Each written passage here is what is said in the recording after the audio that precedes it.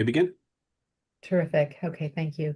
Good morning. I'm Laura Shaughnessy. I serve as chair of the Professional Counselor Advisory Committee for the Kansas Behavioral Sciences Regulatory Board. Today is Monday, February 2nd, 2026. I ask the members of the advisory committee to respond to a roll call to signify their presence at this open meeting that is being conducted remotely by conference call and other electronic medium. So Jim Kilmartin's not on here, is that correct? That's correct. Okay. Melissa Briggs, Present. good morning. Amanda Brown, Here. good morning. Good morning. Michael Countryman, Here. good morning. Samantha Holloway, Here. good morning. Jason Lee, Here. good morning. Masha Magsudi. Oh, Masha? I don't see her on the call. Okay. Vanessa Perez, Present. Good morning. good morning. Amanda Petrick Gardner, Here. good morning. And Amanda Wade, Here. good morning. I note the following BSRB staff also present: David Fye and Leslie Allen. Good morning. Good morning. Good morning. Okay, David Fye will read a message concerning this meeting being held remotely. Thank you, Laura. This is David Fye, Executive Director for the Kansas Behavioral Sciences Regulatory Board. Public comment allows the public to address the advisory committee about any concerns, but the Kansas Open Meeting, or KOMA, does not require the advisory committee to provide public comment or answer questions from individuals. Individuals requesting to provide public comment could contact the Executive Director prior to the meeting by sending an email to david.fye@ks.gov. There will be no public comment at this meeting as no individuals requested time for public comment. Because we are conducting this public meeting remotely by conference call and other teleconference ability, I state for the record the following information. Public access to this meeting is being conducted by a medium of interactive communication that allows members of the public without cost to attend the meeting through the use of the conference call and on the board's YouTube channel. While the meeting is conducted remotely, the requirements of the KOMA are not suspended. Therefore, we will be conducting this meeting pursuant to the KOMA. On January 15th, 2026, we sent notice of the advisory committee meeting to all individuals who had requested notice of such meetings. The notice was also posted on the board's website, ksbsrb.ks.gov. You may obtain a copy of the notice at that website. An agenda and other meeting material have been posted to the board's website and are available for review. You may also request a copy of the agenda specifically by sending an email to david.fye@ks.gov with the subject line request for the agenda, and it will be sent to you. The notice contains information for the conference call and YouTube channel that allows members of the public to attend the meeting free of charge. The notice also states that if we have any technical issues during the meeting, you may call the board office at 785-296-3240 or send an email to bsrb@ks.gov. The recording of this meeting will be available on the BSRB YouTube channel following the conclusion of the meeting by using the link to the meeting on the agenda. And the conference call line is live and active. I checked it before we got started. There's no one currently on the line, but if I hear someone connect and introduce themselves, I will let you know. Terrific. Okay. The meeting is now called to order and the advisory committee will begin its discussion of the first item on its agenda, which is, of course, agenda approval. Excuse me. I need a motion and a second to approve the agenda. So moved. Thank you, Michael. Need a second? I'll second. Amanda Wade. Thank you, Amanda. Okay, all in favor, say aye. Opposed, same sign. Okay, I see no opposed, so the agenda is approved. The next thing we'll do is approval of minutes from our previous meeting that was December 4th. I'll need a motion and a second. And if anyone has any questions or changes, we'll need to know that also.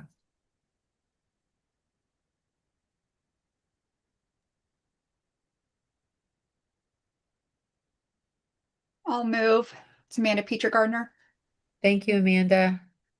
Anyone second? Second, Vanessa. Thank you, Vanessa. Okay, all in favor of approving the minutes from December 4th? Aye, or I see hands raised. Opposed, same sign? Okay, no opposed. Okay, so the approval of the minutes has been passed for December 4th. Thank you very much for that. And David Fye will now give his executive director report. Thank you, Laura. This is, again, David Fye, and usually at these meetings, I provide a few updates on operations, talk about some legislative updates and board meeting updates. Today, we're just going to jump directly into legislative updates because there are quite a few. And then we'll talk about some items from most recent board meetings. And so concerning legislative updates, there's two main roles for the BSRB this time of year. With the legislative session in Kansas that typically runs about 90 days, and how that 90 days is calculated differs by year. However, we are very much in the thick of the legislative session. They really are moving fast this year. One of the ways in which we go in front of the legislature is every state agency is required to submit a budget, usually by October 1st, preferably by September 15th. And we submit a budget. We don't receive money directly from the state for our operations. We operate based on money in our fee fund from the licensing fees that we generate from renewing people's licenses and issuing new licenses.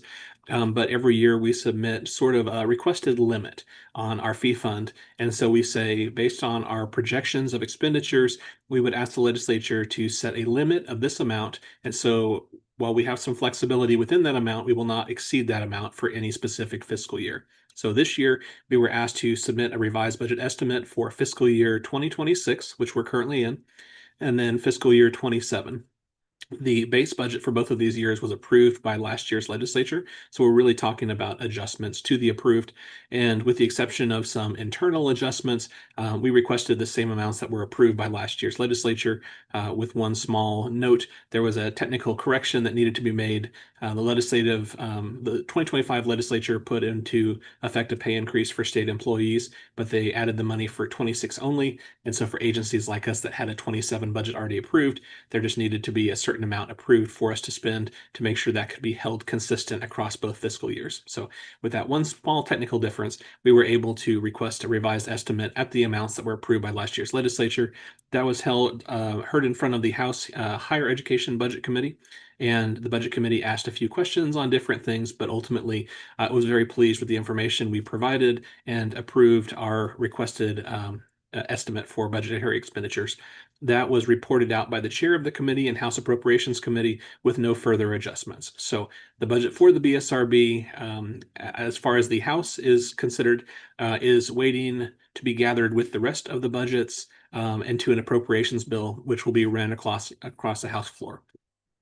What I have heard on the Senate side is that if there are agency budgets that were small in nature, like the BSRBs, that didn't have significant changes or were for the amounts approved already from last year's legislature, it is unlikely that there will be a budget hearing for those budgets. So if that is the case, we may be done on the House side and Senate side. We're just kind of waiting to see how that process goes. But really happy with the members of those committees. I think the questions were very good questions, and we provided some information proactively. And so I think we were able to anticipate some of the questions they were asking, and I think they were happy to hear the information we provided. So from a budgetary standpoint, things are in very good shape. Also talking about legislative items. This time of year, there may be bills that are submitted to the legislature, which would involve the BSRB. There were a few different items the board was considering in terms of a possible bill request in front of the legislature this year. Ultimately, the board, having further discussions, decided not to introduce a bill this year or request introduction. There are a few different items that the board would like to work more with the advocates for different professions on, or to see if we can move forward on some items without legislation. And so we are working on those things, but we will not be introducing a bill this year on behalf of the BSRB. In terms of other bills, we are monitoring what is going on with the legislature. There is one bill specifically that would have an impact on the BSRB, and that is a bill that is going to be receiving a hearing this afternoon in the House Health and Human Services Committee. It is a bill, House Bill 2506, that would establish a new type of addiction counselor license, and it's called an apprentice addiction counselor license. The idea is very intriguing because we want to be good partners in helping with mental health workforce shortages. However, in reviewing this bill, after it was introduced, we saw that there were some things that appeared to be missing from this draft of the bill in terms of educational qualifications and other things based on the scope of practice that is described in the bill. It also seems somewhat similar to a type of license that was created about 3 years ago. We were able to get put into law the creation of a student temporary licensed addiction counselor license. And that has been sort of a bridge between people that are about halfway through their educational components. And so it's a license that would allow them to work after they've attained 60 hours with an emphasis in addiction counseling or a related field. There's checks in place based on that license type that has been in place for about 3 years. So this new license type, we have some concerns and we have some questions. And the board was able to meet briefly last week, and the board raised some concerns about the scope of practice for this position, whether it's duplicative, some of the items that are missing. So the board has asked me to present testimony opposing the bill today. However, I want to let all of you know, this is a bill that was brought to the committee before it had had a chance to come before the board. So unfortunately, we did not have the opportunity to work with the advocates on the language to clarify some of these items and make sure that the scope of practice language really even synced in with the existing addiction counselor profession here in Kansas. So we are hoping to work more with the advocates after the bill hearing. If it can be a beneficial type of license to be created, we want to explore that more. And we really do want to work with advocates when they're coming across solutions. In this case, unfortunately, we weren't given the opportunity to work with them ahead of time, and so it's going to be a little bit messy, but I'm optimistic that we can continue to have good conversations and then try to reach some kind of a resolution either this year or in the future if there's something that can be helpful. So that is today in the House Health and Human Services Committee. That committee meets at 1:30 at the Capitol, so we will be in attendance for that meeting. Additionally, there have been a few other bills. One of those bills, let's see, is House Bill 2420, which would require school districts to obtain parental consent prior to providing certain school-based services as far as mental health services to a student. That bill is being considered by the House Education Committee, and they are planning to consider action on that bill today in the House Education Committee. Again, that's 2420.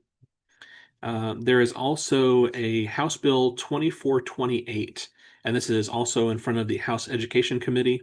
It would require the State Board of Regents to establish curricula and designate courses at post-secondary educational institutions relating to DEI-CRT related courses and content, and require the study of American institutions and certain programs at freshman orientations concerning free speech. So if you are curious what the legislature is looking at in terms of DEI topics this year, that might be a good bill to track. Again, it is scheduled in front of the House Education Committee tomorrow, Tuesday, February 3rd. It's House Bill 2428. And then there is also a bill that I've had on my radar. It is House Bill 2480 in front of the House Judiciary Committee. This is very similar to a bill that was introduced last year, and it made it out of one committee, but it sort of died on a legislative calendar, so it's been reintroduced as a new bill. But House Bill 2480 would create an exception to certain mandatory reporting obligations for licensed social workers when they are working under the supervision of an attorney, and it would permit an attorney to require a licensed social worker to keep ethical obligations of attorney-client privilege while working under the supervision of such attorney.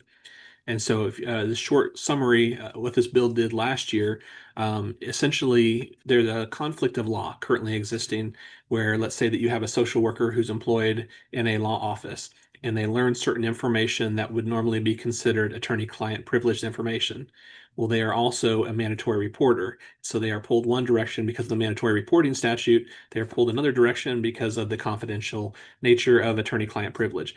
And so what this bill would allow them to do, it would allow a social worker essentially give them a defense. And so if they did not mandatory report certain information, they could use this new law and say, I had the ability not to disclose this because of the law allowing me not to do that. And then similarly, the social worker could choose to use that. Also, the law firm could choose to use that over the social workers in their employment. So that privilege to refrain from mandatory reporting could be something that the social worker, as an employee of the attorney, would make, but it also could be something that the attorney who was overseeing the social worker could exert over that employee. So it's an interesting bill. The board has not taken a position on that bill, but we are watching as it currently is unprofessional conduct for someone to fail to file a report if they are a mandatory reporter, if they are a licensee for the BSRB. So we are watching that because it will have a potential effect on disciplinary complaints.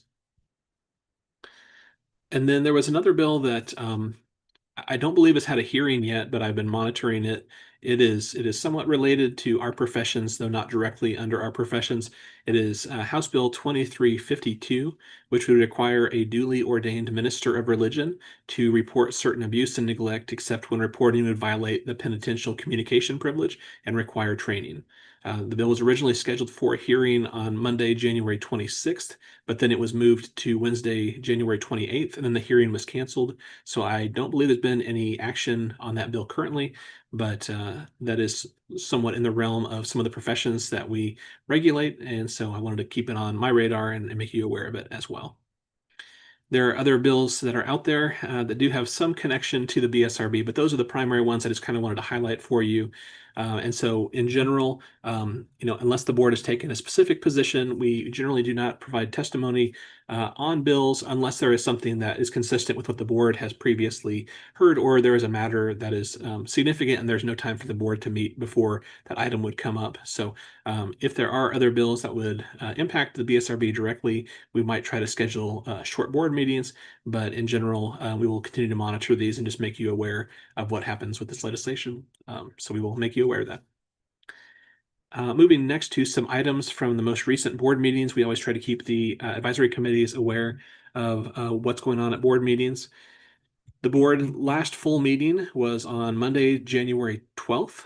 And at that meeting, we did get some updates as far as some of the national associations that the board partners with in terms of the different professions the board regulates. Additionally, you may recall there were a number of regulations that have come before each of the advisory committees. We've asked you to review these along with our staff to note any requested edits. Sometimes there's language that needs to be updated. We want to make sure that things are consistent with the regulations, with any bill laws that were recently changed.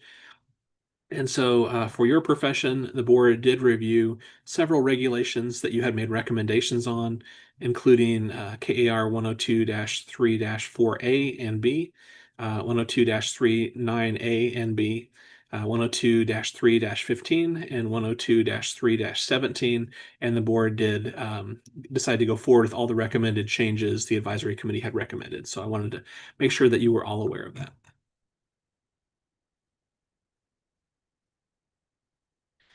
There was also a little bit of discussion on the strategic plan for the board. So at the out-of-town board meeting in the fall, the board decided to go ahead and put together a multi-year strategic plan for the agency.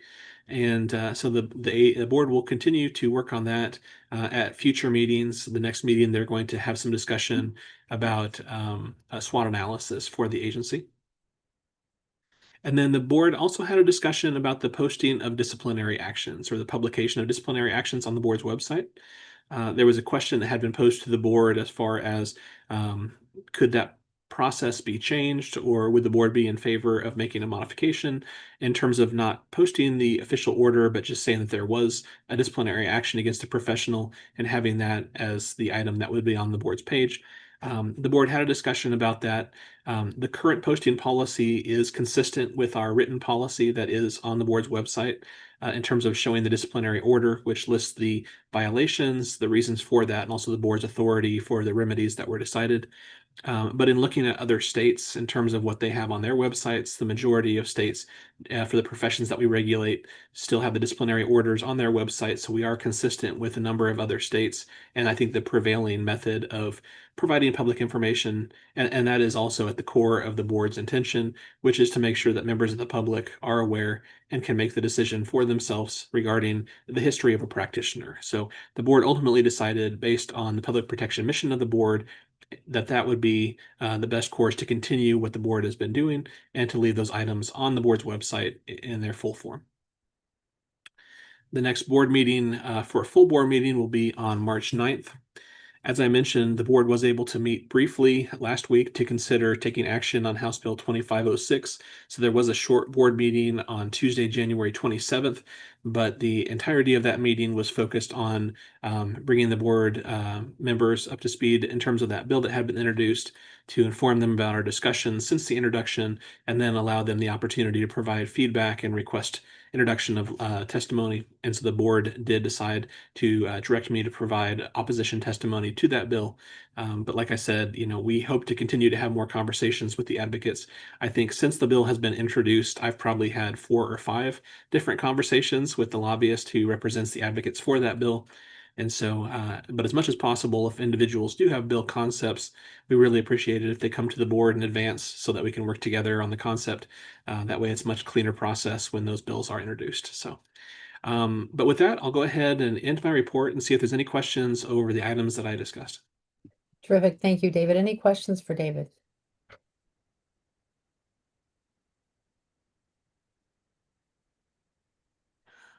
One thing I will say is, regarding House Bill 2026 that we met about this week, I really appreciate that you organized a quick board meeting for us to understand and get up to speed with what was going on. And, I have such respect for how Leslie and you, you are the institutional knowledge of this organization and how, they have good intentions with what they're trying to do in that bill, but if that bill gets passed, then we are the administrators of that bill, of what happens with that bill. And so I think it's a great move to oppose and say, we just want to collaborate with you and make sure that we integrate how the BSRB works with what is introduced for legislation. So thank you for doing that.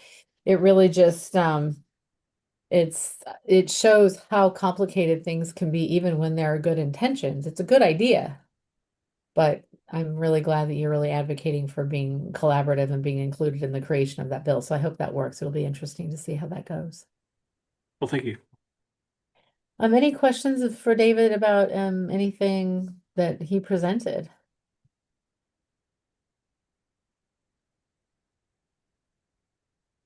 Okay, well, if not, then thank you for your presentation or your report, and we will continue on with our work, which is we're going to talk about the compact, of course.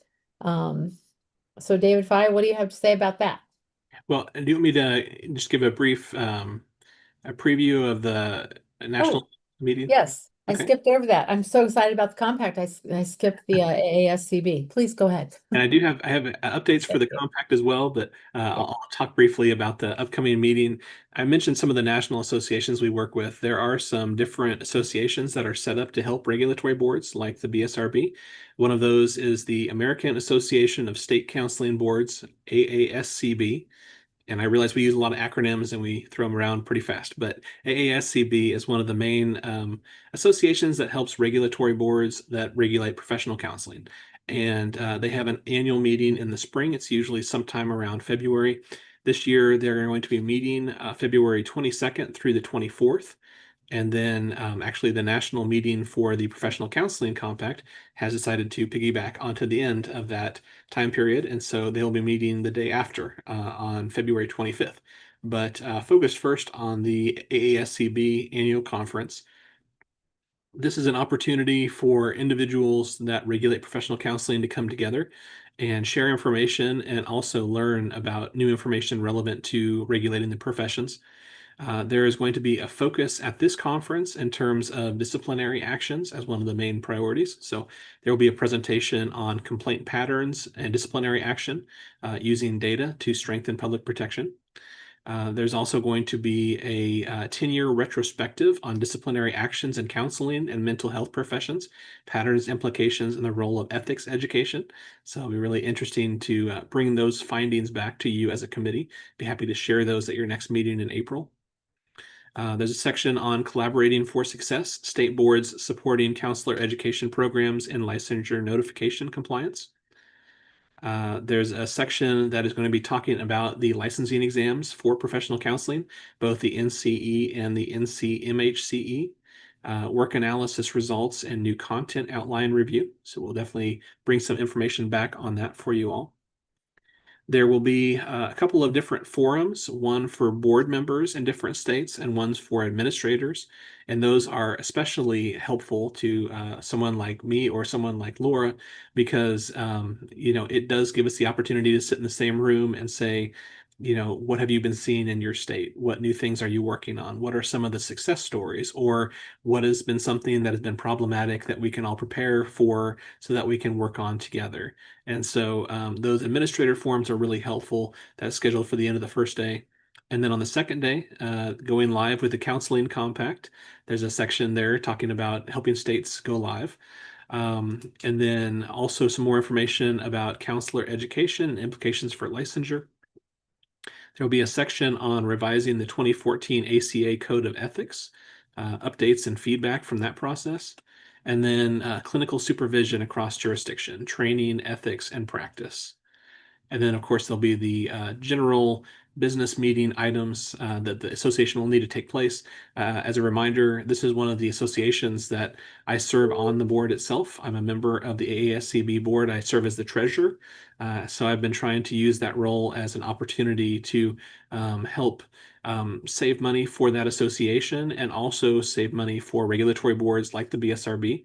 We've been pursuing some investment strategies, which have brought in some passive revenue for that association. And what it has meant is that we haven't had to increase fees for that association in terms of state memberships in the last couple of years. So happy to add that value because I think it helps the association and it helps all of us in different regulatory boards as well. So looking forward to attending that conference. As just another note, if any of you have had previous interactions with AASCB, it's a good organization. It's been in place for a number of years. And this year, as a nice little extra bonus, they're bringing back some of the past presidents for that association to kind of thank them for their time and service and provide a little bit of the history of the association. So looking forward to that. Laura, do you have any comments that you wanted to add as far as the annual meeting coming up for AASCB? No, I'm just excited about it. I mean, it's such a great exchange of ideas. I mean, we always learn new things, and David is so collaborative and is always sharing good ideas. I think more people come up to him asking him for his ideas than he probably pursues with others because well, you're always sharing what you do, and there are a lot of people intrigued by what goes on in Kansas. So it's just a great opportunity to just talk, ask questions. It's amazing what we learn every time we go. Yeah, it's definitely a very valuable experience, and a lot of the things that we have learned over the years we've brought back, and some of our success stories we've been able to share. It's been interesting. Now that I've been here in this position for 5 years, I kind of see some of the things that we've talked about over the years come to fruition in some other states. Something will happen, and I say, "Oh, that sounds very similar to something we talked about just a couple of years ago." And I'm sure, I don't think we were the only people who had certain ideas or recommendations, but it is nice. It's nice it's good confirmation that some of the things that we value here and that have worked well here are being replicated in some other states. And so that's exciting to see. Yeah. Terrific. But if you wanted to move to the counseling compact updates, I'm happy to share some news on that one. Sure, please do. Okay, then we'll move to that next item, updates on the professional counseling multi-state compact. So I did want to report as of the end of the year, I think there were 2 states that had gone live with the counseling compact. There was Arizona and Minnesota. And just recently, I think in the last month, a 3rd state has gone live, Ohio. And so that is good to hear. In terms of Kansas, I wanted to let you know what we've been working on behind the scenes and sort of what our knock on wood time frame is for going live, because I think now we can start to talk about that in a more tangible way. There were a few moving pieces that we needed some assistance with, and a few of those still need to fall the right way. But basically, behind the scenes, there are a couple things that are required for members to practice under the professional counseling compact. One of those is that they have a 60-hour degree versus some of the other jurisdictions that maybe previously required a 48-hour counseling degree. So having something to verify the 60-hour degree was important. Also, there's a requirement of a background check for individuals to practice under the compact. Now, what some other mental health professions did is they said that is a requirement, but we're going to give states a certain amount of time to make that a requirement. And so let's say example, the SIPAC compact, they said we're going to give states 10 years to put that into place. While you're working to put that into place, we will let your licensees register and practice under this compact. Professional Counseling Compact took a different path. They decided they would draw a very hard line, in my opinion, and say no one can practice under this unless you have had a background check as a connection to licensure. So that is, I think, the biggest reason why only 3 states have been able to go live is mostly the complications with the background checks. There are a lot of states that did not require that for licensure, and it's a complicated practice. And so we have been working with representatives from the Kansas Bureau of Investigation to get authorization for them to run background checks for us. Also included in that process is our staff members have to be trained in terms of how to utilize the system. And then there are some choices to be made in terms of how individuals will get what they need to do the background checks. So getting the fingerprint cards and whether they will be accepted electronically. So there's certain of these decisions that need to be made. But then there's also some things behind the scenes that KBI has to set up for us. And they had some internal issues with their office back in January that has created a little bit of a delay in terms of some of the things that they've been working on with other agencies, but they are we've been working with them, and it sounds like they are coming to the end of those issues. So we were able to get some staff members trained this past week. Our goal in terms of getting the background check process in place, we hope to have that in place sometime in March. So that's really exciting. Also behind the scenes, we've been working with our licensing host to build into our licensing system a couple of different places where we can check to verify that someone has the 60 hours they need to practice under the compact, and then also something built into our system to verify that someone has had a background check and that the background check came through with no issues. So that has been built into the system, which does take time. And so just to kind of let you know, as a reminder too, the format for the Professional Counseling Compact is such that what they want us to do is to send them a list of everybody who's eligible to practice under the compact. And then if one of those people does decide they would like a privilege, at that point, they can check the list that's already been provided to them and verify that. So for us to send them a list of eligible individuals, those individuals will have needed to do the background check and then meet the other requirements. So one of the last pieces is the background check process. So we are moving forward on trying to make that a requirement for all new license applicants, but to not delay anything for professional counselors. What we are doing first, and we are hopeful that we can make this go live in March, would be for there to be a process for individuals to opt in to a background check. These would be for people who are already licensed, and so they would be able to opt in, go ahead and do the background check with KBI. We would get those results, and then we could start to compile that list of individuals who'd met the other qualifications. So that is something we hope to have out in about a month, maybe a month and a half, in terms of the process by which LCPCs can opt into the background check for the purpose of eligibility for the multi-state compact. So we've had several meetings with KBI. We've had meetings with our licensing host. We are also submitting temporary regulations, which will be followed by permanent regulations, which will establish that out-of-state privilege fee. And so we are optimistic that by the time the background checks are ready, sometime in March, that fee will be in place with a temporary regulation. And then that way, that's already taken care of. So individuals who want to get a privilege in Kansas know how much they would have to pay. And then permanent regulation is already written too. It would just follow that after about 3 months. So that's kind of where we're at. Like I said, knocking on wood, but in terms of a go live date, looking hopefully at about another month to a month and a half if everything falls the right way with the authorization for KBI to do the background checks. That's just kind of what we're waiting on right now, but I think we're getting very close. So I don't know that we will be the next state because I know that others are in the process of getting data tested and everything else with the system, but I think it's reasonable that we can start to look at maybe March as a go live date, Oh, potentially.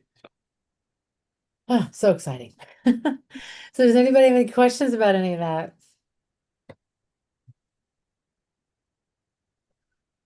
We are so close. I hope that when we are down at the AASCB meeting that we are able to say any minute now, or we just went live. So I think any minute now is probably more likely, but it's so exciting. That is exciting. And March isn't that far away. Nope. Keep talking. Come on, groundhog. Yeah, it's just a great time. being part of the meetings, being part of the conversations. I'm a very teeny tiny small part of the conversations that go on to create the compact, but it is so complicated and important. And the way that it's being done, although it has its snags like the background check, it's been a it's got some pretty thorough design to it. So hopefully we'll be able to say it will have been worth it. We did, where did we do the trial of the portal? What Uh, meeting was that? Was that CSG? that No, was last year at the annual meeting for the National Board of Certified Counselors. right. And they gave us sort of a demonstration.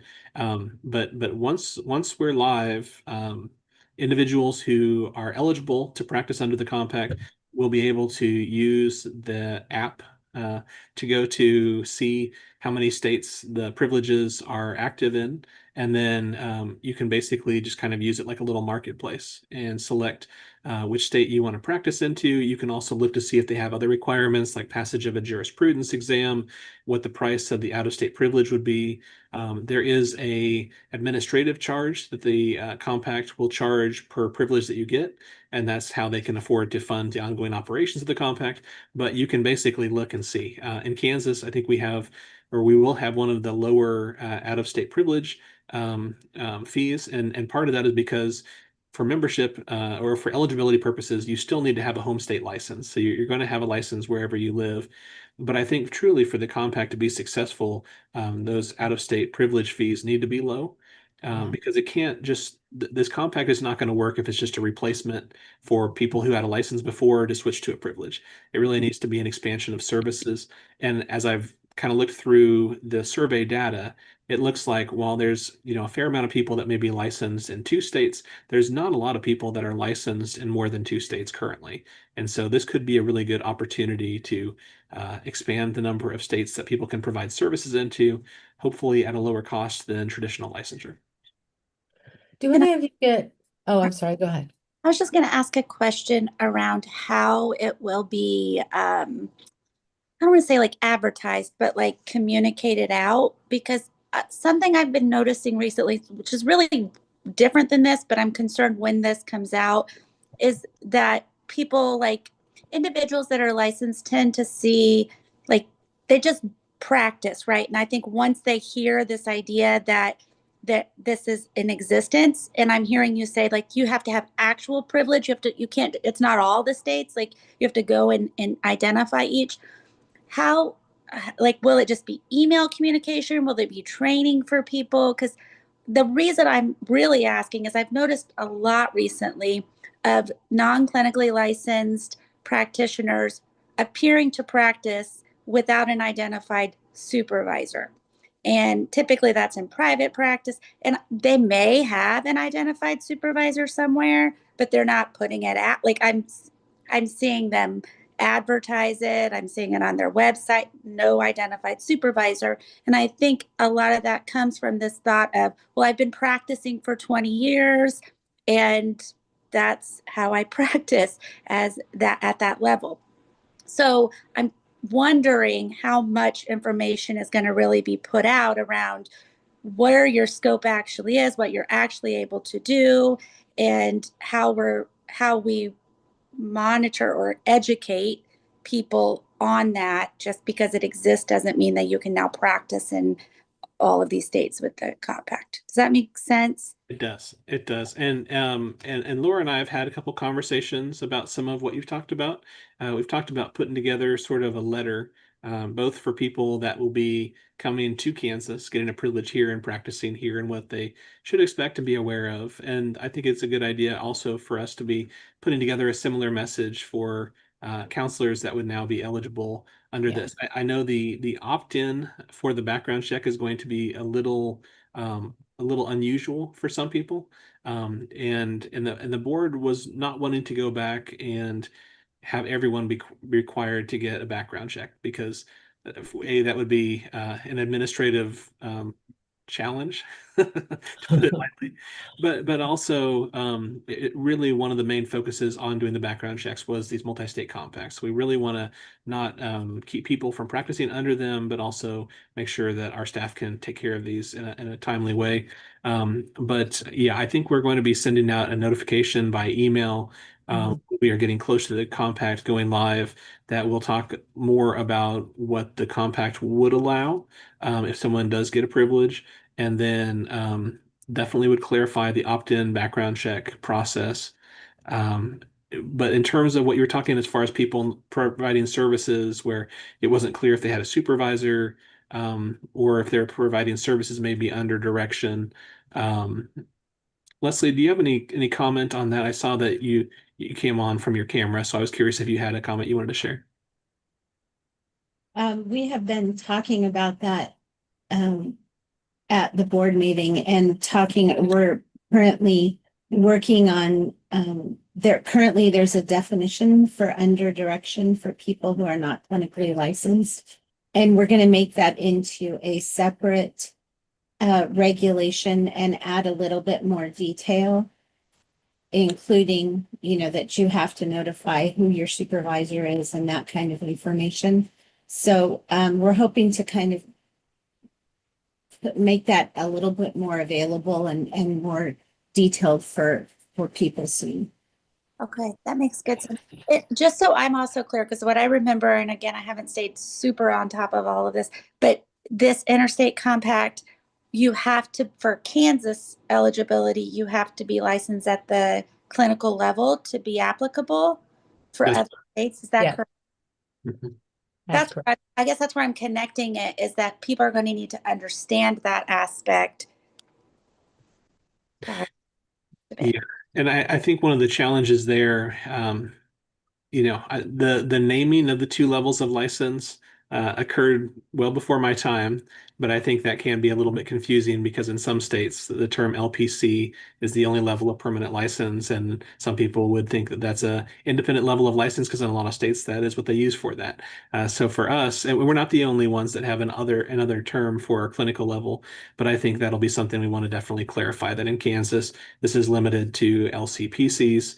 Now, LPCs, when they become LCPCs, they can qualify for that once they get the background check. But it is limited right now to just individuals at the independent level of license. And Laura, I know I don't want to steal your thunder because I know that you were going to just kind of talk about this before, but the advisory committees had a little bit of a conversation about putting together a supervision manual for individuals receiving supervision and providing supervision. And I think that's another thing that we are planning to continue to work on and promote, and that'll be something helpful to kind of make sure people are clear on the role and what they can do under supervision or not. And so that is something that is still in the works. But Laura, did you want to mention anything about that? Yes, the subcommittee that agreed to work with me, you'll be getting a doodle pro from me pretty soon about setting up the first meeting for that. Our goal is to really comprehensively define all the rules about supervision and put out information. And an aside to that is in the works is we have really, as a board and as an organization, talked about the importance of getting the word out as things change, being a little bit more. It's not that we're not transparent, it's that we can share more information, whether it's a newsletter or some other medium that can just really update our licensees about what's going on. And this would be a perfect example of doing that. We'll have a letter that's going to come out about the compact that's going to go to all of our counseling licensees. We have some things that we'll put out to all licensees in the state of Kansas when it's generalized to take care of everybody. But the goal is really going to be, topics like what you're bringing up, Amanda, which is, did you know that, these are important things that you might be practicing out of your scope of practice if you're not doing certain things. We plan to really start educating the public a little more, our licensees a little more readily about those things. And one more comment I'll make too, which is something really valuable for this professional counseling compact. Greg Zeros is the executive director for the counseling compact, and he is a full-time employee, paid for by the Counseling Commission to answer questions from individuals. And so he is a great resource that we will have available as well when individuals have questions about what another state may allow or may not, or at least help connect people to representatives from that state. And so I've known Greg for a number of years, about 5 years now, and he was previously executive director for a composite board in Wyoming. So he kind of understands some of the challenges of regulatory boards, and definitely understands, kind of how to get information out there. So there is a website for the compact, but I think having him available too will be a nice point of contact that we can answer what we can answer on a state level, and then ultimately we can refer people to him because he can help people. He's scheduled specific office hours each week. He's usually available for questions outside of those, but I know he has set office hours as well for just general questions. So. But oh, go ahead. Yes, I was gonna just mention two quick things, kind of piggybacking off of what Melissa had brought up, but if we can provide just more general information and education to the community, which it sounds like, Laura, we're planning to do. I think a lot of counselors rely on just communication from each other or even on social media to get this type of information. And so I know when it passed through legislation, a lot of counselors were like, oh, we can now practice across state lines, and just started doing so because we hadn't received a lot of information. Right. So I think that would be great to get that out. And then, not to get off topic, about your supervision manual, will that also include not just about those pursuing clinical license, but to Melissa's point about those not wanting to pursue clinical license but needing to still be under supervision, like a section about, and for everybody else, here's what supervision should look like? I don't want to speak for the people that have to administer those guidelines, Leslie and David, but we can include whatever we need to. We will, of course, be limited by statutes and regs, but we can be as comprehensive as we want to, which is actually getting me a little bit excited, because you guys, especially when you're teaching people, you're very, very affected by what we put out there. So we'll have a lot of room to include whatever we think is relevant. Leslie, do you want to talk about if there's a section like that in the other two? We call it a manual, but it's I know sometimes we talk about it like guidelines. There's one for social work, Yeah. and for marriage and family therapists, and so.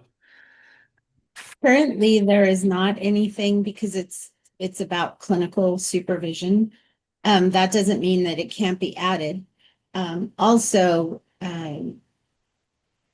Tyla, who does training plans, has started including in her approval email information about when you're done. Great, you're done, but you still can't practice independently. You need to be under direction, and provides a little, just one sheet of what the definition is for under direction. So we are trying to get it out there, and it's definitely something we can look at adding at the end of the manual as well, or guidelines. So when we start to work together on our subcommittee, we can reach out to Tyler, to Leslie, and get all the information about what they send out, what's currently done, so that we can decide, what might be other things that we want to include.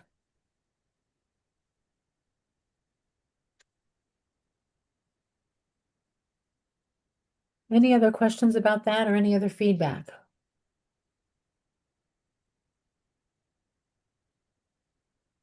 Okay, shall we proceed? Old business.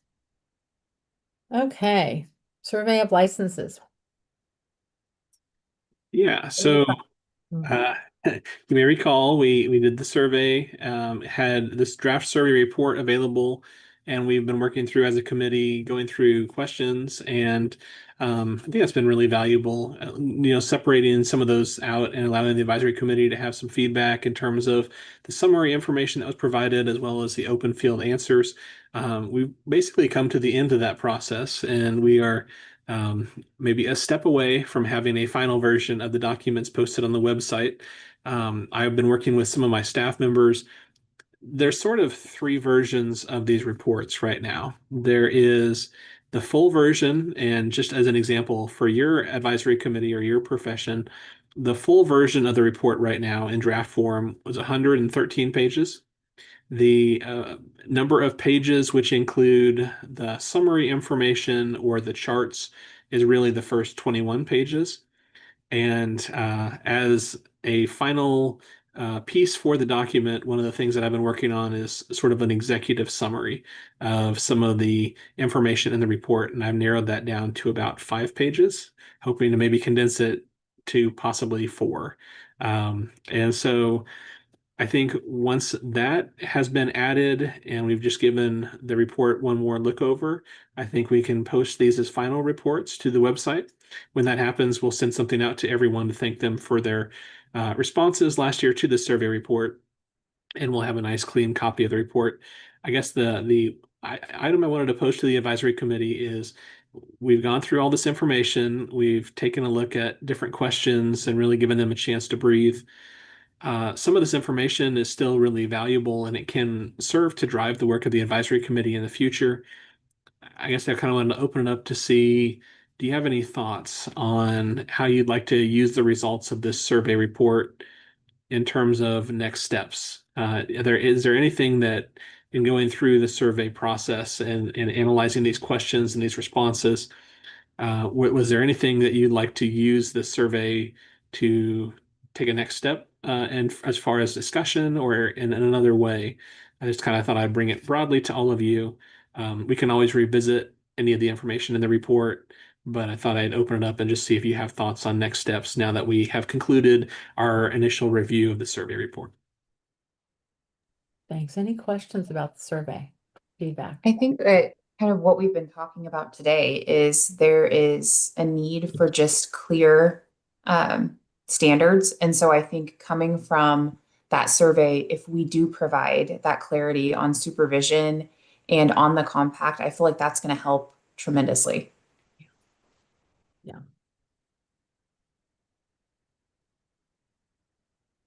There are lots of comments in the narrative section. The narrative section, I spend a lot of time in. Lots of positive feedback, but lots of I need to know more. I don't understand this, and I think you're right. Those two areas, supervision and just general clarity about the compact, are very, very important. I'm just wondering if, like, one thing I've noticed a lot of when there's trying to have really good, clear communications, a lot of agencies, a lot of groups are putting out kind of, I don't want to call them, they're like chat bots, but instead of just a question and answers, like here's a bunch of Q&As, it's like people can ask anything. We might not always have the answer, but we'd be tracking the kinds of questions that people are asking and then eventually putting that information out. Is there any possibility to get technology like that? Possibly. I think it was maybe in the fall.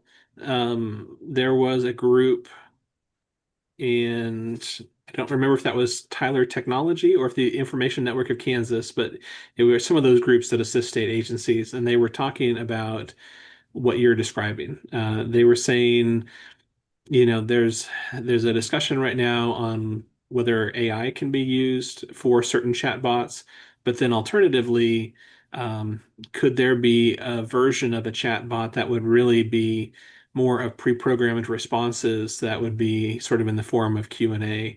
And they said they are interested in exploring that, but they're not quite there yet. So I'm glad you brought that up because that was something that I asked about afterwards, and they said it was more of a conceptual thing at this point. But I haven't heard any new information. Usually, I think that meeting is in the fall, so we probably won't have anything right away, and we probably wouldn't have anything just for the BSRB. It would probably have to be a wider application available to a few different agencies. But if I hear about something like that, I'll definitely let you know. I thought it had some real value, and I thought having an interactive type process would be better than just having a lot of words on a page. Yeah, agreed. Yeah, because I think people right now just Google information and it pulls other states' information when you do that. And sometimes it combines things. And so inaccurate information can definitely, I've had people say, like, oh, no, you don't have to be under supervision if you practiced for this long. I'm like, yes, you do. You do. Right. So I think I think oftentimes it's just misinformation or a lack of really knowing how to understand the information. So. Well, and just an idea, and I never want to give anybody more information because everyone's already doing too much, but I'm one of those odd ones that actually I'm licensed in a ton of states, and a lot of the other states do send emails every couple of weeks, every once a month from their boards, basically kind of like your executive report, David, sharing all of the here's what we're working on in legislation, here's how the counseling compact is going, and even answering some of those frequently asked questions or misinformation. It is so helpful. Like I know almost too much information about Michigan and Colorado, and probably more so than I know about Kansas. And so a lot of the information you present, I think our consumers would love to have that information monthly or every other month. Definitely. Yeah, the time is right for that. Amanda, do you I get those also by oh, sorry, email? go ahead. Yeah, they're just emailed. Okay. I just feel like the BSRB is so accessible. I constantly have students say that they're calling, and I wonder if that would help you guys not have to answer quite so many phone calls because you guys are, I mean, not many places answer when you call, and the BSRB does, and people give them answers. And so a lot of people call, and I wonder if that would reduce that as well. That's a good question. Yeah, we do really strive for good customer service, and we have told our staff members we want them to take live calls and answer the questions. But you're right. If you have had interactions outside of Kansas, in some states that is not the norm, but we've really tried to make sure we do that. But you're right. Maybe if we have more information proactively out there, individuals will already have that information. So. Yeah. Okay, I will try to see what we can do as far as that goes, because we are at a point now to where we have some updates, and then there's others where it's, like I said, when I knock on wood and I have a target in terms of going live for the compact, we're not quite there yet, but I feel like we're close. So, but there's definitely things that we can share right now, and probably more updates once we know things 100%. So. Yeah, thanks for your feedback on all of that. It's very important that, especially now when there are so many, I mean, I'm sure you all get, oh, I read on TikTok, oh, I heard this, and it makes me so grumpy. Most of that's clinical stuff. I mean, everyone's bipolar now. That stuff makes me crazy. And I think, in the absence of accurate information, all kinds of other things will fill those gaps. So I do think it's important for us to be out front with accurate information.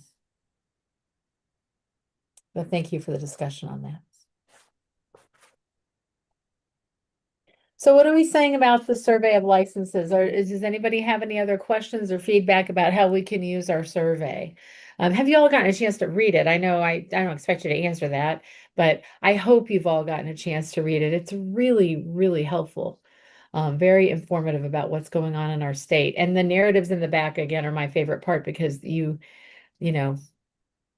probably would read most of it and it would resonate with you being out, dealing with, students and professionals. So if you have anything that you think can be gleaned from all of that information or ways to use it, definitely please speak up about that.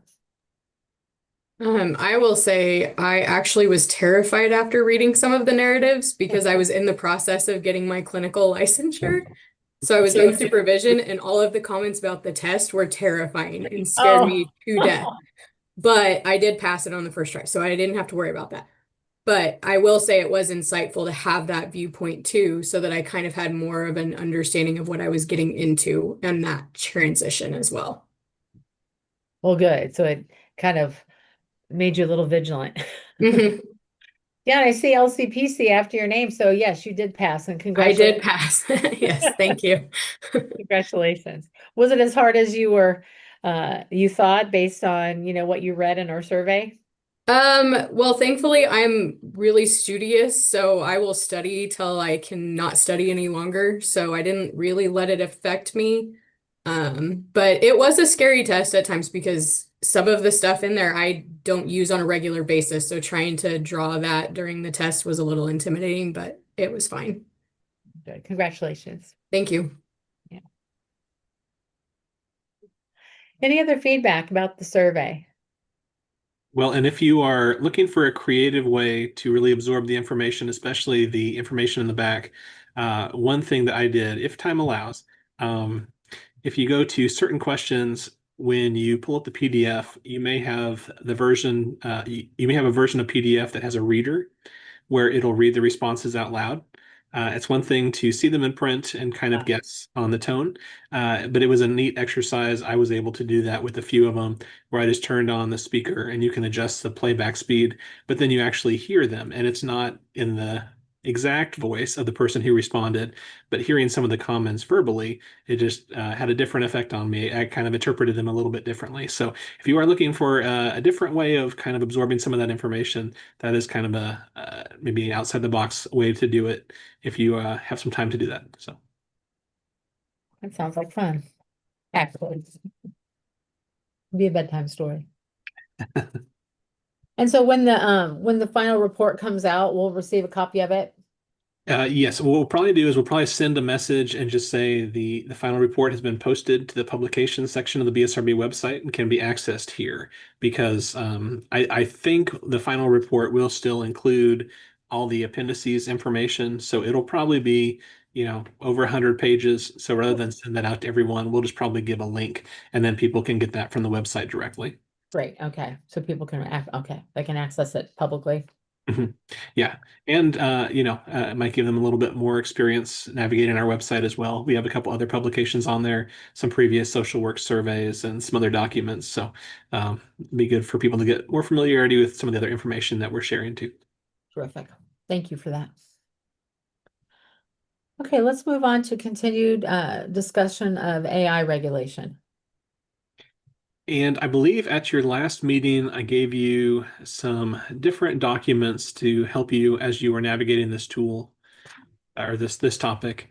Some of those were some laws that were passed in other states. Some of those were, I think there was a document from Utah, which was provided some guidance on mental health practices for therapists. And so I just kind of wanted to circle back around to this. We've also gone through the question on utilization of AI in practice from the survey.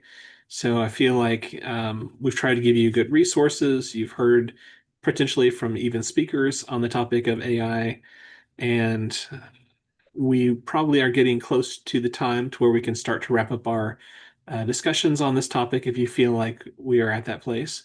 But are there any questions about any of the documents that we handed out last time, or do you have any recommendations or thoughts on recommendations concerning this topic?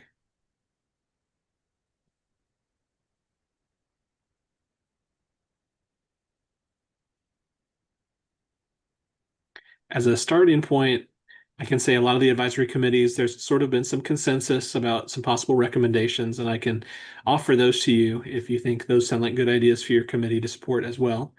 One of those would be to say, if you are utilizing AI in practice, you need to include something in your informed consent to make sure that clients are aware you're using AI as part of your practice and what ways you're using it. Second would be that if you're utilizing AI in practice, that you are ensuring that the confidentiality of the client information and other sensitive information is being protected. And there's a few different ways that you can go about doing that, but it is the confidentiality topic is one of the main targets. And then one where I don't know if there is entire consensus on this topic, but it at least has been discussed as a third possible recommendation would be if it is feasible to give clients the opportunity to opt out of having AI used when you are providing services to them. Now, if it's so embedded in what your practice is that you can't separate that, then that is something that at least the client should be aware of. But potentially, I think some of the committees have said if the client does not want AI to be involved in the things that you're working on with them, it would be nice if there was a way for the client to opt out. So that is at least maybe not the same level of consensus as the first two items, but it has been discussed. So I thought I would offer it up. But what do you think about those three items or any possible other items based on what you've been reviewing? Well, David, I hadn't really given thought to those things. But I do agree that when it comes to the client's rights, I do believe they should have the right to say, I don't want AI involved in my treatment. I don't want to hear, I don't want to have AI, listening in. So I do think that's an important one to add or consider anyway. Regarding informed consent, I also think about, a client being given the options. These are the things that it will be used for, and an opportunity to say, I agree to this one or I don't agree to that one. Because I think that, how AI is used now is going to continue to change. Unfortunately, it's going to develop.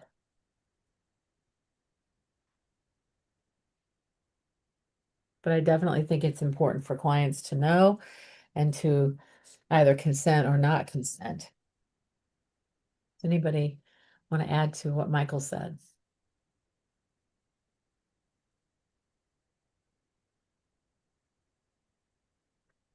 Does everybody agree that we need informed consent regarding AI? So I see a lot of head nods. Does anybody disagree? The only thing that I would think, and I mean, maybe this would be fine still to get, I never think there's any problem with getting more informed consent and giving more information. But if a practitioner is using it for just like ideas or potential consideration or putting interventions together, they're just putting it together for curriculum or structure, I could see that potentially you wouldn't need, there wouldn't be any client information, it wouldn't be during sessions, it wouldn't be documentation. I don't see much impact on a client that any different than pulling an intervention out of a book or off of a website and applying it or using it. You're raising a good point, Melissa. Are we talking about, I mean, you're talking about curriculum development, are we talking about in a session with a client? That's going to be completely different than when you're doing, Prep work, yeah. Yeah. Right. I mean, I think that's kind of like, if I wanted to get some information about schizophrenia and I went to Google, I wouldn't need to let the client know, well, I looked this up on Google. I was thinking, yeah, more along the lines of when we use AI to listen in and help us with our notes and that type of stuff.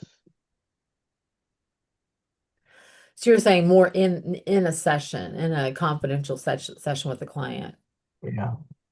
Yeah. A lot of the feedback in that survey said the individuals that are starting to use AI, they're starting to use it for obviously notes and transcription, but also even like treatment planning, case conceptualization. So we'll have to figure out like, where does that fall? Is that in session? It is using their information, or is that outside? So we will have to define like, what do we want our client to know versus what is just for generating ideas.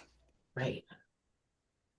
To me, it's actually more risky. I think it's more risky when people are using, especially open source AI, for helping them treatment plan or because they or documentation or rewriting their documentation because there's actual possibility of private information. And some of that, like, I think one of the things that often, even if you don't put their name, if you put very specifics about the case, you still run some risk. So yeah, I mean, I think it doesn't have to be in the session for it to count, for it to be a concern that someone would need to know that anything about that session could be getting put not necessarily into a source. Yeah.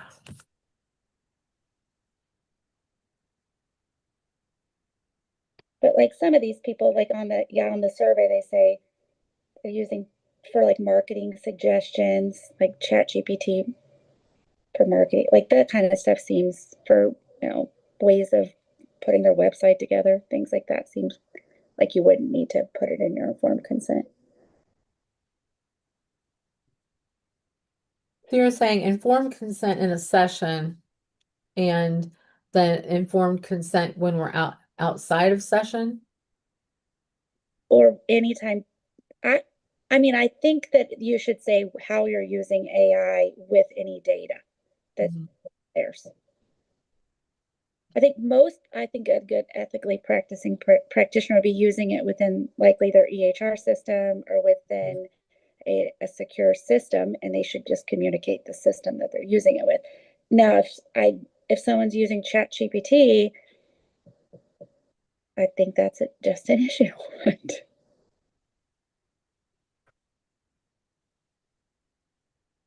Yeah, how do we define that? How do we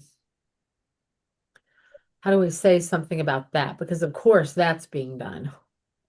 Do you think we could even just state like a HIPAA compliant? I don't know. Within the EHR, obviously they're going to be HIPAA compliant. We know ChatGPT is not HIPAA compliant. And so, I mean, I feel like it comes back to those basic ethical standards of just So using client HIPAA privacy. compliant practices, Yeah. Mhm. examples are not sharing, personal info. I mean, stating that HIPAA, you take HIPAA everywhere you go with you, as we should. But finding a way to say that. Yeah, and I don't know if we need to go so deep into the weeds, but maybe people don't understand what ChatGPT does, but that it literally takes all of the information given to it and the questions asked to it and pulls it together to continue growing its intelligence. So it is certainly not confidential. Right. I'm not sure if that would be too far, but I feel like it's, yeah, even if you give a little bit of client information in there, it's not okay. Right. Yeah. It may have to be a broad statement in which any type of AI utilization will fall within the guidelines of HIPAA, regardless if it's in or out of session. And usually we don't reference HIPAA because it would be something Right. probably an unprofessional conduct. So just to make sure that we would probably want more of a general phrase, but I understand kind of what everyone is thinking along the same lines. It's within the accepted standards. We don't officially enforce HIPAA because that's more of a national thing than a state level thing. But I think I think I understand what everybody's saying. Yeah. Ethics. So address HIPAA without calling it HIPAA. Leslie, do you know what phrase we like to use within accepted Confidentiality. standards? What's that? Confidentiality is what we use in the unprofessional conduct, I think. Right, but instead of a reference to HIPAA, we would probably say something like within accepted standards on confidentiality of technology or something like that. We'll come up with Yeah. but yeah, that is one of the areas where sometimes there's a conflict that comes in because someone will file a complaint and said this violated HIPAA and you guys enforce HIPAA and it's like, well, it's really more at the core of whether this violated confidentiality. HIPAA is sort of a federal thing, so there's a distinction there between our jurisdiction versus what the federal government may be in charge of. But if it is confidential information, that could still fall under unprofessional conduct. And I think just as the general public and feeling like with my mother, people don't know a lot about it. It's going to create confusion. So you have to make it pretty simple. And like Dave said, tied, confidentiality in your practice.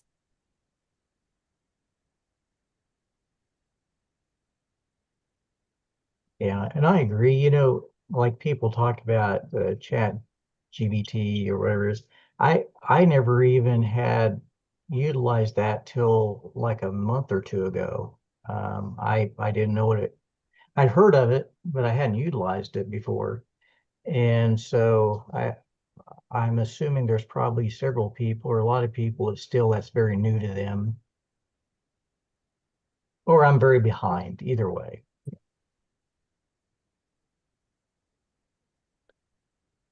I hear a lot of people talk about it.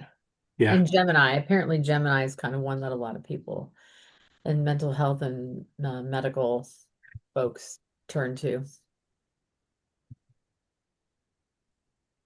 So let's go back to if using AI, we need to have informed consent, what it's used for, the scope of, what it will be used for, notes and listening, treatment plan, idea generation. And so we are maybe saying that we want to make sure we have informed consent when we are working directly with someone in the public, a client, and that we need to let them know. We also need to let them opt out. We need to encourage that they can opt out. Out in the world, again, when it comes to things like curriculum or doing research or, what is this illness about, we really can't ask someone to voluntarily opt out of that. That's really impossible. But opting out in a session, we could certainly impact. Do I understand that correctly?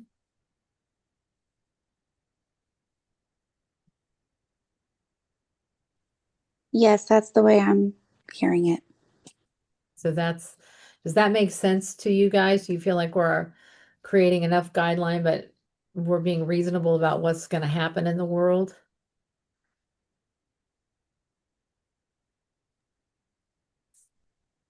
Yeah, until it changes again. Exactly. Right? I like the idea of informed consent in a session because it's going on. I mean, I know people who have, live, listening, and then they create treatment plans. I mean, I know that happens. I don't do it. I'm going as analog as I can in my life, but I know that it happens. So I do think we need to be out in front of it so that the people we serve understand what to expect and what's happening.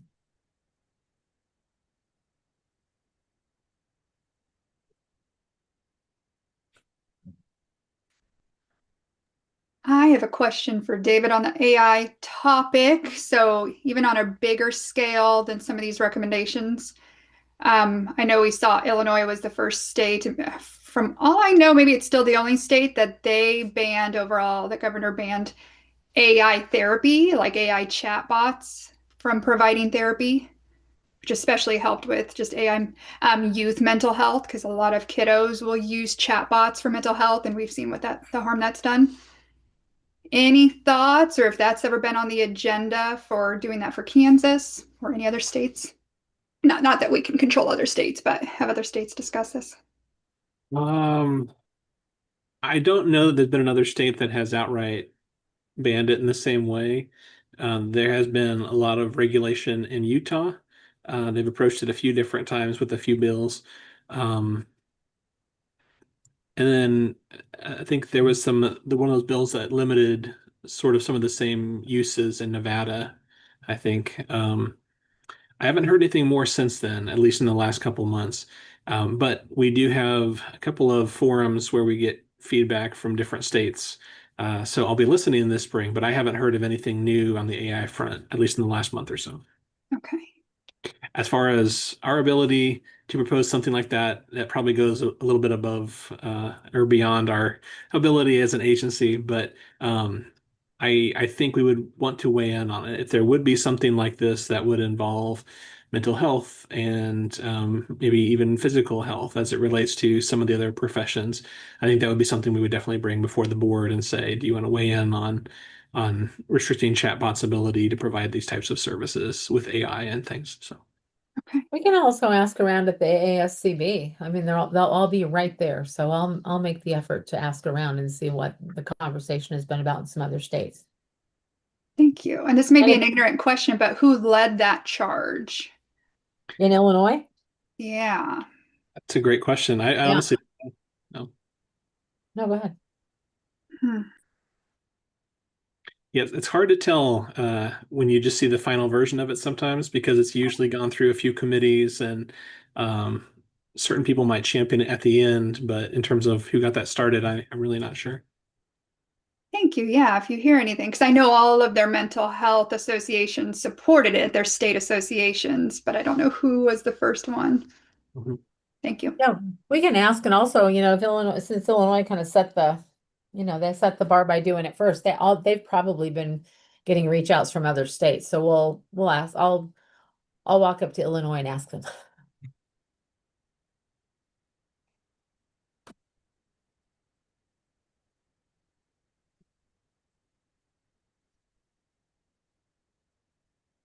Any other questions or feedback about AI? So David, what recommendations do we need to take back as a committee to the board? Well, it sounds What like, we- yeah, it sounds like there was consensus about informed consent, not just the using AI, but what specifically it is being used for in terms of client care. Um, and it sounded like there was support for giving the option for the person to opt out of that. Um, And then it seemed like there was also support for making sure the confidentiality of the client information is protected as well. Um, I think those three areas, and one of those was a little bit more broad than what some of the other professions have talked about, not just that you're using AI, but specifically kind of what you're using it for as it relates to client care. I have heard the comments here that also said, if you're using it for purposes that don't involve the client specifically, like for marketing or for other purposes, that doesn't necessarily need to be in the client consent or informed consent statement. But if you are using it in regards to their records and client care, then those would be the things you will make the client aware of. So that is what I have heard. If there's other recommendations, we can include those as well, but those would be the ones that I would say are the takeaways from the conversation. Thank you for that summary. Everyone, does that sound like does that sound comprehensive enough for now? Like Michael said, it'll change, but are you happy with what we have for now? And I guess also, I know there was references to HIPAA, but probably just to make sure that we're consistent with our existing language when it regards to the confidentiality and making sure that it falls under accepted professional standards rather than a reference specifically to like HIPAA. So, Right.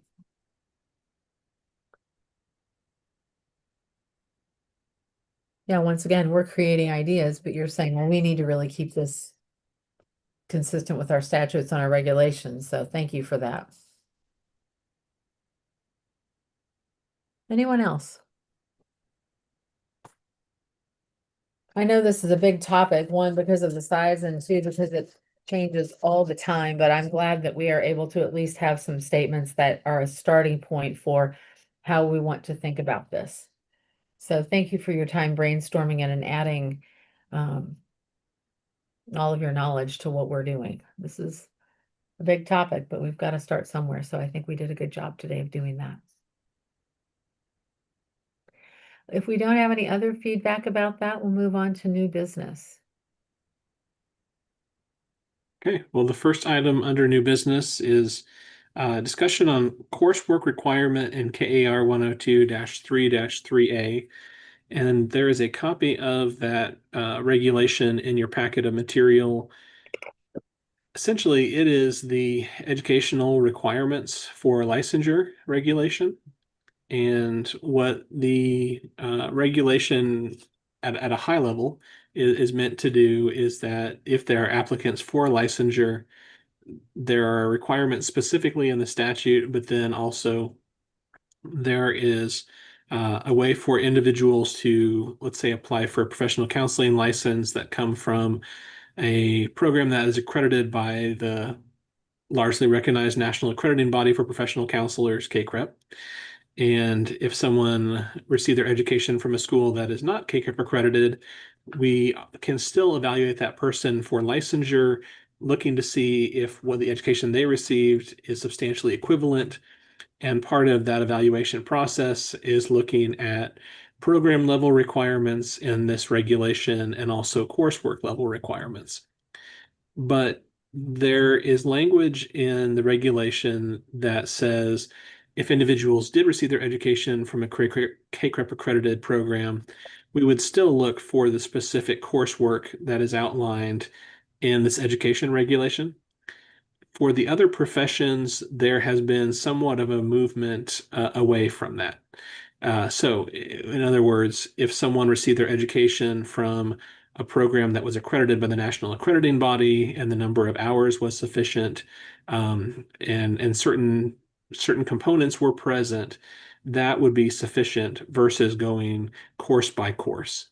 Now, if the person had not attended an accredited program, you would still use this for those applicants to be able to establish the substantial equivalence. But I think that is sort of what Leslie and I have been talking about behind the scenes is there still value for applicants that had attended and received their education from a KCREP accredited school? Is it necessary to require each of these distinct courses, or would it be sufficient to make sure that the topics were covered, but not necessarily that the KCREP applicants would have received each of these courses? And so what we could do in the regulation could be a modification. So if you did receive your education from a KCREP accredited school, you meet other requirements, you had these topics that were covered in your coursework, we could reserve actually getting these specific courses for the individuals who attended non-KCREP accredited programs. Leslie, did I paraphrase that well? Yes. And I do think that because okay, in the past it has been taken that it would need to be a KCREP mental health program, because a school counselor probably wouldn't have all of these areas covered the same. So we would want to specify something about a mental health track, or, professional counseling track. But yes, so that all of those areas would be covered, and they would still have to have 60 credit hours of coursework. But we wouldn't look for have to look at each syllabi for each course. And the reason why we want to bring this to you is we are always looking for ways to be more efficient with the utilization of our staff time, as long as we're not endangering the public protection mission of the board.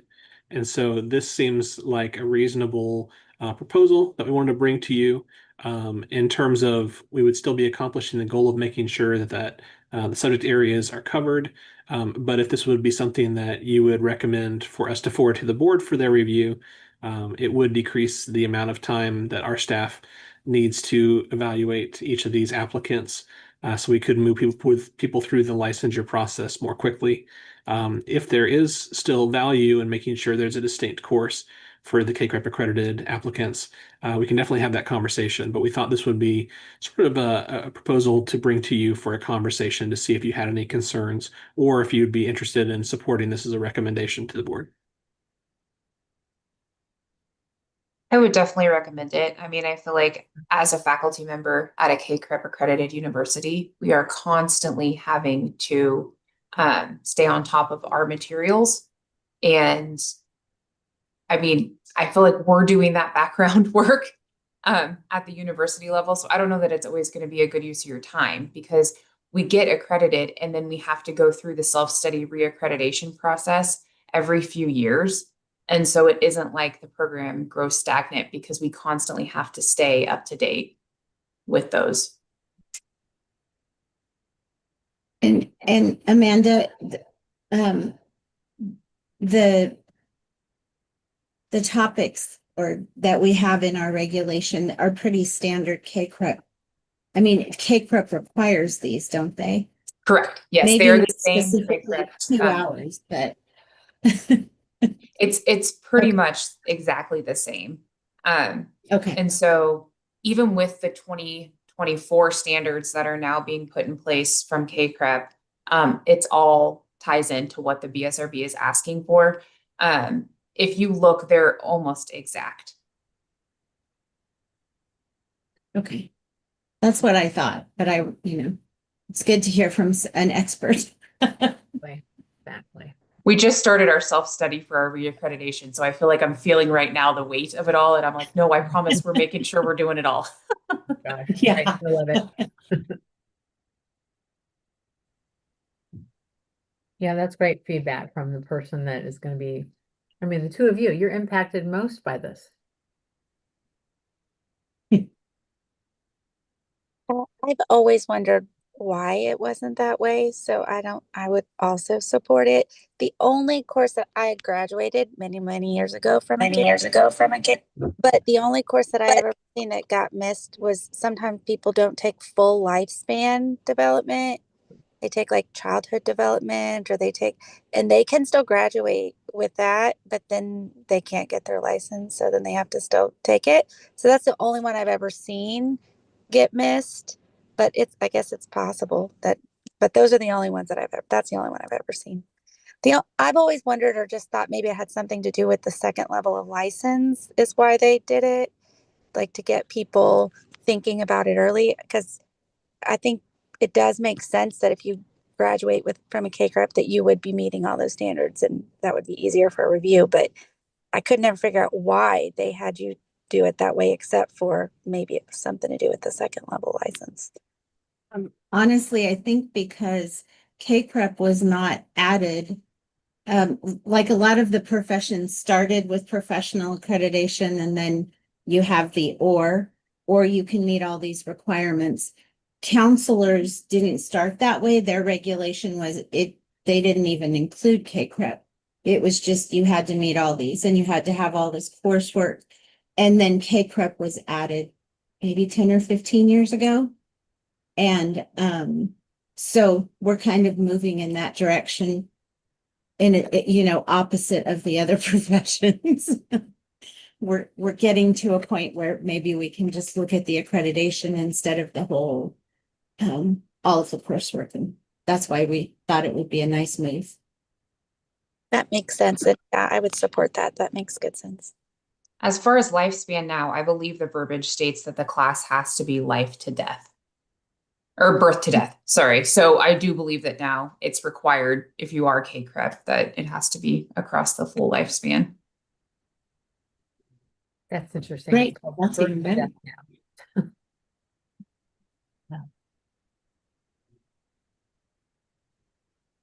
This will be for staff, it's fine if they come from Kansas because Kansas schools we keep in touch with and we kind of know what courses to look for and audit them once in a while to get that information. But it'll be nice for people coming from programs that are K-CREP accredited outside the state because then we still have to look at the coursework.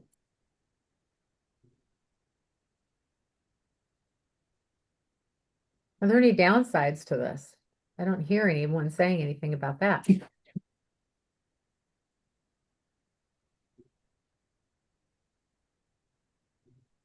Well, okay then. Okay, well, it looks like there's consensus for a recommendation to forward that to the board. So Do we need a vote or anything, or just consensus is enough? your choice. I do think I do want to clarify kind of what Leslie was talking about in terms of making sure that it's not just any K-CREP accredited course. That Leslie, you were saying that there needs to be some clarifying language. And could you kind of phrase that again in a way that we could use for recommendation? Well, because they have school counseling programs that are K-CREP accredited, we'd want to specify that it's mental health. And I don't know, also they have the doctorate that people get when they want to work in the universities to teach. I'm not sure if that would meet. I'd have to talk to someone about that. Our master's program would be a K-CREP accredited clinical mental health program. And then the doc would be a K-CREP accredited counselor education and supervision PhD. That's the one. Would that be accepted? Would that be along the same lines in the coursework? Well, they have to be K-CREP accredited, but the PhD that I received, you had to have a license to get into the program. So I'm not sure if they have. I'm assuming they have CES programs that can lead to licensure, but the one I went to, you had to already be licensed. Okay. That's good to know. Thank you. So yeah, it would be the clinical mental health track. Okay. So with that clarifying language, assuming that they received the appropriate type of a degree from a program that is KCREP accredited in those areas. If someone received their education, they're applying for licensure, um, then we wouldn't have to look specifically for the courses. We would be looking for the content areas spread across their curriculum. And for individuals that receive their education from a non-KCREP accredited program, we would still be looking for those discrete courses that are outlined that way in the regulation. So is there support for that recommendation? Or any opposition to that recommendation? I don't see any opposition. Yeah, I don't see any opposition. So by consensus, we'll agree that that's what we're moving forward. Thank you. A lot of head nods, so it looks like that will be consensus. So thank you. Yes, thank you for academic folks weighing in. I mean, again, Leslie, David, and all the academic folks are the ones that really are, impacted by this. So thank you for that discussion. Okay, we'll move on to our next piece of new business, which is my favorite that we're actually getting a chance to get to for a few minutes because we've been covering so much at the last couple of meetings. Discussion for topics for 2026. They started to show themselves in some of the other discussions we had earlier, but I'm a huge fan of a list, making a list of the things we want to talk about so we can go after some of them. So anybody want to weigh in on some things you'd like to see our committee take on this year?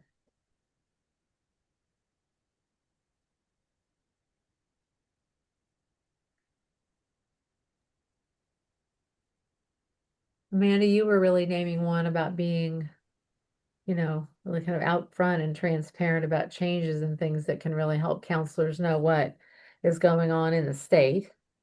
Yeah, I was going to talk about just communication. It's going to bring back up if we need to talk about those that aren't pursuing clinical supervision, but just still under supervision.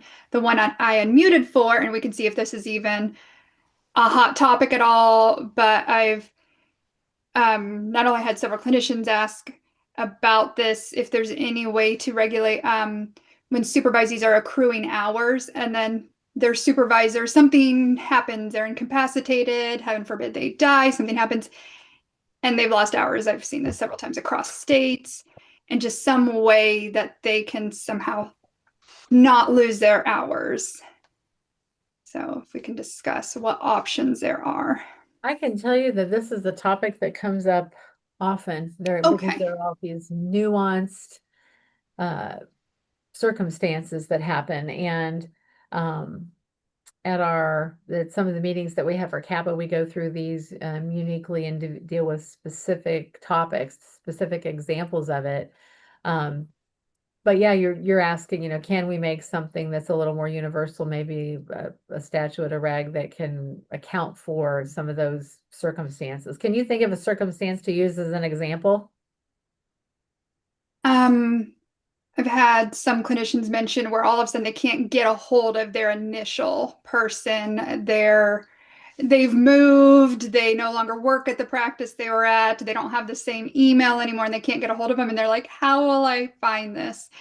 And they're like, if only we had some way to log these hours. They gave the example of like the CE broker. It's such a great way to like upload everything. Like if only there's a way to like upload in real time our hours, our signatures.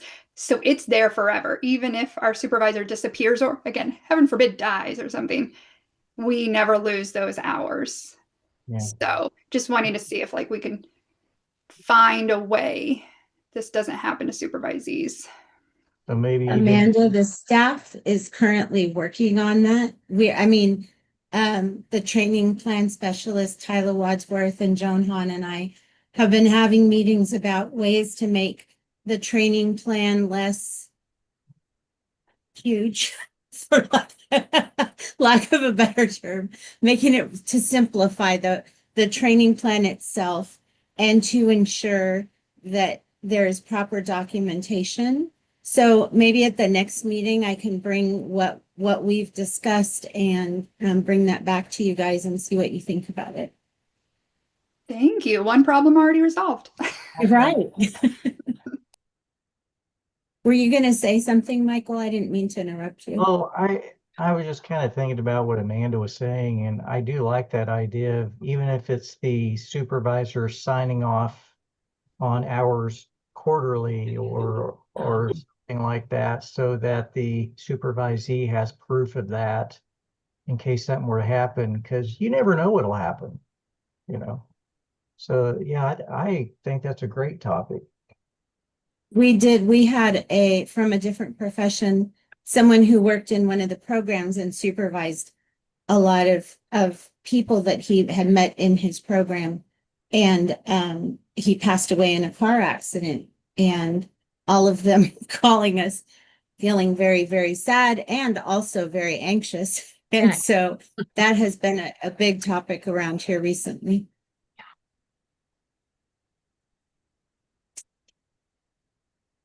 Yeah, it's just good caretaking for everybody, for sure. And Laura, you probably already have these on your list, but I think maintaining the AI and the interstate compact, all those type of things. And then the legislation that David had talked about earlier, all of those would remain on our list. Yeah, I feel like those are ongoing developmental topics that as things change, then we can adapt to and weigh in. Yeah, definitely. By the way, in terms of legislative news, I do my best to track it. It is very challenging, especially if something does not involve the BSRB specifically, but may have an effect. But in case any of you are not aware of this, the legislature does have a YouTube channel as well. There are committee meetings that are going on every day. So it's kind of challenging, but you can watch those meetings live. You can also go back and watch them archived, kind of like what we do with the BSRB channel. I somewhat modeled ours after the legislative model because I thought it worked pretty well. Also, on the legislature's website, they have a daily calendar for the House and then a daily calendar for the Senate. And so every morning you can pull up a PDF and you can kind of see what committees have what bills in front of them. And it's a nice way to kind of keep track if you're trying to follow a bill. And usually those are updated the evening before. So if you log in sometime after 5 o'clock, they will likely have the calendar already printed and available on the website for the next day. So you can usually pull those up, give it a quick scan, and some of those committees are more likely to have bills affecting the mental health professions than others. There's a House Health and Human Service Committee that meets at 1:30 every day. On the Senate side, there is a Senate Health and Welfare Committee that meets at 8:30 in the morning. But given how frequently the House committee meets, some of the bill hearings have been a lot more prevalent in the House committee so far this year. But that's a good way if you're interested in just kind of dipping your toe in the water and following some of the legislative news. You can use those calendars to find what is happening on what day, and then use the YouTube channel for the legislature to actually watch some of those hearings. So Really moves fast this time of year.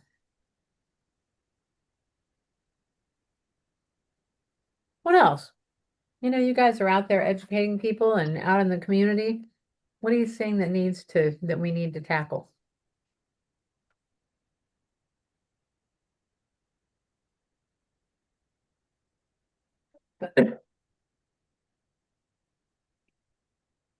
Excuse me. I mute myself.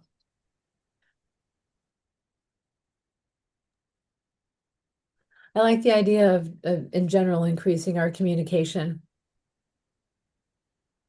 These days, unfortunately, because so many things are thrown at us so fast, if we don't get out there and share some of it, the good work that we're doing just kind of starts to become too invisible.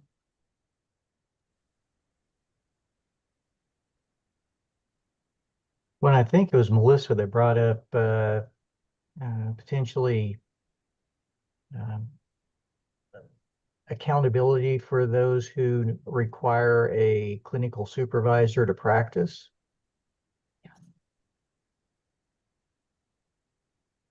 You're saying putting out information about the LPC level and that you still need to have someone, you need to be under direction.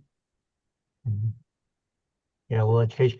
I don't know, does the BSRB require that somebody practicing submits the name of their supervisor? How does that work? Is it, Dave, do you want to answer? Okay, should I? Go ahead, Leslie. So we don't require it when they first get a license, they don't have to submit it to start. However, whenever they renew their license every 2 years, they have to submit either the person providing direction or their clinical supervisor if they're working on hours. And so we have that information in our system. It's just not from the very beginning. Gotcha. Okay. Unless they are clearly seeking clinical hours towards a higher level license, and in that case, they've done the supervision plan, and so that would list the name of their supervisor on that.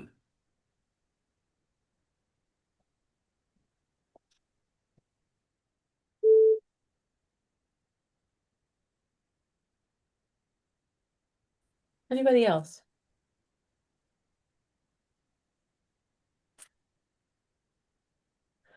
We are certainly not limited to brainstorming just today, but I'm glad that we've given time for that because, you know, it's nice to get to a point where we have the open space to say, what do we want to do? Not that we can do anything we want, but now that we have a chance to really think about what matters, here it is. And if you ever think of something, if you think of something 10 minutes after our meeting, email David and me and we can put it on the agenda for next time. We will certainly do that. So David, anything else you can think of as we start to wrap up? Well, I do think the survey was valuable, just based on our ability to handle all that information and also to let it breathe and kind of see between two different points in time. I think what we've talked about here is, at least on that topic, maybe doing a future survey, but waiting about 3 years. That way we can kind of revisit some of those topics and see if there's been changes in certain areas. So when we're talking about things to work on for the future, that is sort of a long-term thing. We will revisit the survey and do another one, but we'll probably let it breathe for about 3 years before we do the next one. If there's a more targeted thing that we need to poll individuals about, we could do that. But in terms of a broad survey, that's kind of what we talked about for the time frame. One thing about Oh, I had feedback. I thought I interrupted someone. Sorry. One thing about 3 years from now is we'll be able to compare what the answers were pre-compact and post-compact. Who's practicing in what states at what level. So that'll be some really good information that we'll be able to glean. How did the compact impact our state? Yeah, and we've talked a little bit about some of the terminology, specifically about that question, because we asked individuals, how many states are you licensed to provide professional counseling? And I think in the future we'll say, and how many states are you authorized to provide professional counseling? Because the privilege will be different than a license, but we will still want to know that information. So there'll be a couple questions like that that'll be adjusted. We've learned a little bit going through this process, so we'll make some of those questions a little bit different. But yeah, I'm excited to see that. I'm excited to see, there was a question on there about familiarity with the work of the advisory committee. And, kind of across the board, there was a lack of familiarity with the work of the advisory committee for the professions. But we did put a spotlight on that and say, the meetings are broadcast live. They're also on the YouTube channel. So we were hoping to help more individuals kind of know what's going on and the discussions that are taking place if they want to track those. And also, of course, the question on utilization of AI. I'm sure that will be a lot different 3 years from now compared to what we had last year in the survey. Yes. Well, thanks again for all your work on that survey. It has just been so valuable. And I have a printed out copy and I take it whenever I'm on planes and just look through it and read it and kind of pick a new section and kind of get familiar with it. So I don't know if I'm going to print out the next one you send, but I might print out the narrative part, which I guess is the biggest part. But yeah, I really, really am grateful that you did those. I think you heard us mention that at the NBCC national conference, we handed out, I think, what did we print? 5 copies of the survey.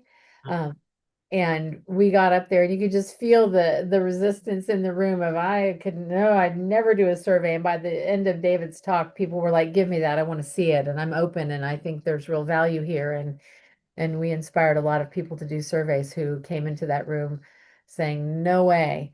And so that was, I just really appreciate that, you led that at our conference, but it's just really good information. I'm glad we have it. So thank you again for all the hard work that you've done, and please thank your staff for everything that they've done, because I know they continue to work on it. Thank you. Yes, I Did will. you do 6 of them? Was it 6? For the survey reports. Yeah. We did 7. We did 6 initially, and then we social workers make up the largest group of licensees. So we did all the other 6 professions first, and then we did the social workers sometime around August, I think. And so, but yeah, in total, we put out the survey to close to 17,000 people in total, and we had about 4,000 responses back. So lots of good feedback across the Good. professions. Yes. Yeah, that's what, almost 25% return rate. That's really, really good. Yeah, we were really pleased with that. And there were several different versions because there was one for each of the professions, but also with professions with tiered licensure, there were a few questions that were different, and we were able to break those out between, let's say, for example, professional counseling, LPCs versus LCPCs. So, yeah, really, really good project. It was quite an undertaking, but I'll pass along to the staff to thank them because they also did a lot of really good work analyzing information, and so happy to kind of tie up this project, but I'm really proud of it as well. Yeah, as you should be. Well, I think that's all we have, unless anyone wants to add anything else to our to-do list for the year. And again, we can do that anytime. So just be sure, and if you discover something, let us know. But unless we have anything else today, our next meeting is April 6th at 10 a.m. It will be remote. And I just need a motion for adjournment. So moved. Okay, Michael, I need a second. Amanda Brown seconds. Thank you, Amanda. Okay, all in favor? Aye. Aye. Hey. Thanks again, everyone. We'll see you in the spring. Take care. Thanks, Thank everyone. you. Thank you. Bye.